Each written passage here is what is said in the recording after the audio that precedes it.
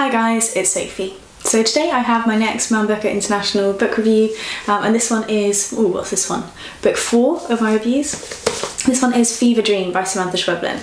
Now this is an absolutely tiny little book and I flew through it. I read it in one sitting and I recommend you all go and do the same. This one was translated by Megan McDowell from the Spanish, and the writer's Argentinian, I believe. Now this book is going to be a really hard one to review. I'm going to give you a little bit on setting, a little bit on writing, same as I normally do, and a little bit about the characters, but I really don't want to give too much away, just because of the kind of book it is. So this book is set in like a very rural sort of town, village in Argentina, or rather sort of some houses just outside. And it's sort of that area of a country where it's sort of a quiet place for locals, but it is somewhere that people from the city tend to go and relax and have sort of these holidays out in the country. It's set in present day as far as we can tell, and we have two substantial characters that we follow. One's called Amanda, who's a young woman who is lying in a hospital bed in this rural hospital clinic, and a boy called David who is somewhere near her talking to her in her sort of suffering. There are other characters as well, but I don't want to go too much into it more than that. Now, trying to think, I'll tell you a little bit about the writing. The writing was really good. The writing was brilliant.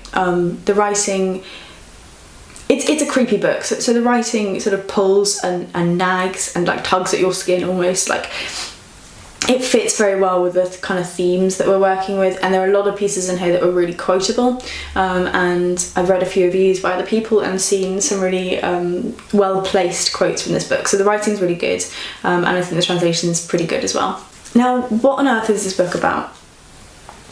Because it's hard, because I want to give you something, but I also feel as though this book is best taken with as little as possible. So I think what I'm going to say here for this video, and I do this sometimes, but if that's enough for you and you're interested, because it is good, then please go away now. I'm not going to do like proper spoilers as we go on, but I will give you a little bit more information, and if you're someone who wants to go in completely blind, now is the time. So for those of you who want a little bit more, but I'm still not going to give really anything too much away, this is a creepy, terrifying little thriller, essentially. It's incredibly fast-paced. As I say, I read it in 2 hours.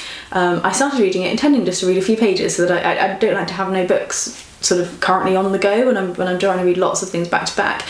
So I intended on reading sort of 5 or 6 pages, putting it down for the night, going to sleep, and I just stayed up until I finished it. It's really genuinely quite unsettling. Now, we've kind of mentioned that we have this woman in this hospital clinic and this little boy who's called David.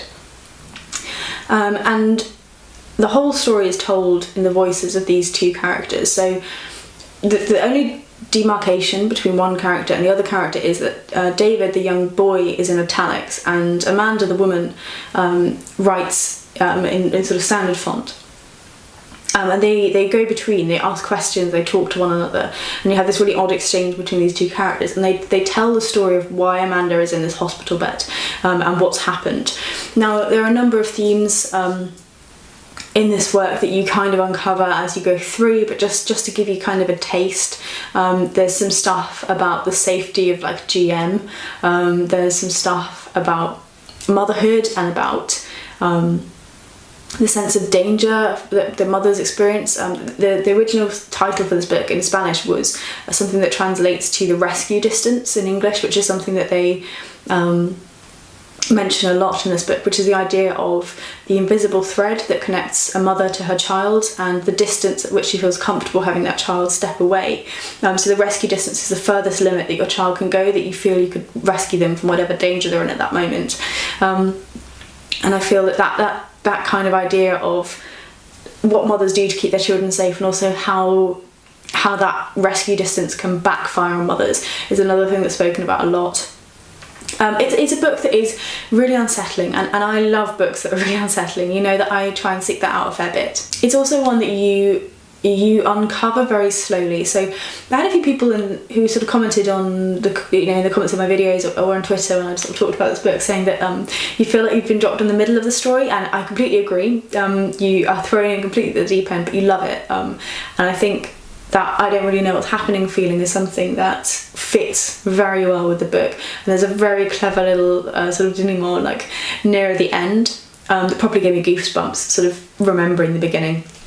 I'm not going to say anything else than that. I don't want to say anything else about plot, any more details, other than the worms, for those of you who've read it, look at her. But I would really highly recommend that you go and read this one.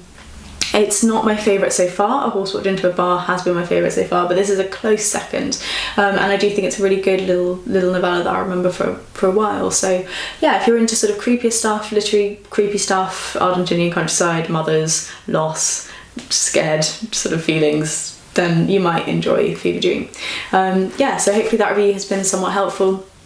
Let me know if you do decide to pick this one up. It is one I'd recommend, and it is short, so hopefully a few of you will. And yeah, I'll see you soon in my next review, and I'm expecting that one will be Black Moses, though I haven't actually started on that one yet, so I might be lying to you right now if I change my mind by the time I get home tonight. But I'll see you in another Man Booker video shortly regardless. Alright, bye bye.